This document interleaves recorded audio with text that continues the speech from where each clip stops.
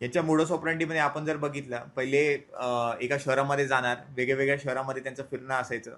लॉजमध्ये राहून ते जे सस्पेक्टेड त्यांचे जे घरं आहे, ज्यांच्यावर त्यांना टार्गेट करायचं, तिकडे ते पहिले 1-2 दिवस रेकी करणार. रेकी केल्यानंतर जे घरं रिकामे त्यांना असं वाटतायत, पूर्ण इन्फॉर्मेशन घेतल्यानंतर रात्रीच्या वेळी जाऊन ते घरफोडी करण्याचा प्रयत्न करायचा. आता घरफोडी करताना दरवाजाच्या मार्फत दरवाजे लॉक वगैरे तोडून अशा प्रकारे घुसतात.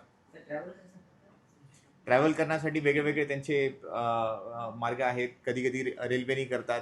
त्यांच्या ट्रॅकने सोडण्यासाठी वेगळ्या वेगळ्या मोड्स ऑफ ट्रान्सपोर्टचा ते वापर करतात.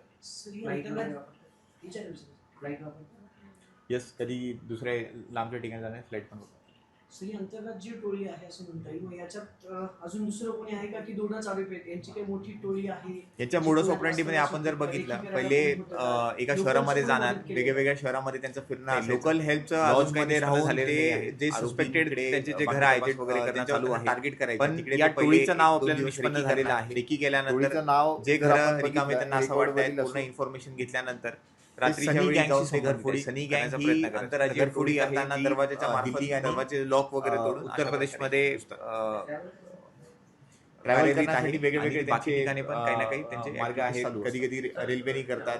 त्यांच्या ट्रॅकने सोडण्यासाठी वेगळ्या वेगळ्या मोड्स ऑफ ट्रान्सपोर्टचा ते वापर करतात. नक्कीच ज्या ज्वेलर्सकडे आपण ठेवलेले आहेत त्या ज्वेलर्स त्यांना आपण रिसिव्हर्स करून आपण लांबच्या ठिकाणी जाणार अप्लाय करणार आहे.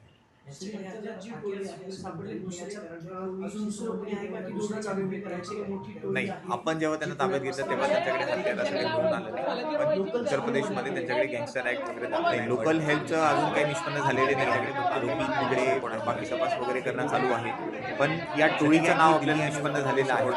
टोळीचं नाव जर आपण बघितलं रेकॉर्डवरील असून हे सनी गँगशी संबंधित आहे. सनी गँग ही आंतरराज्यीय टोळी आहे, चालू आहे.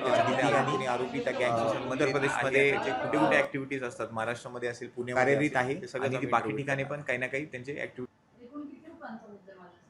एकूण मॅडम हा 62 लाख रुपयांचा मुद्देमाल आहे. आमच्याकडे 18 जानेवारीला पहिला गुन्हा विश्रामबागमध्ये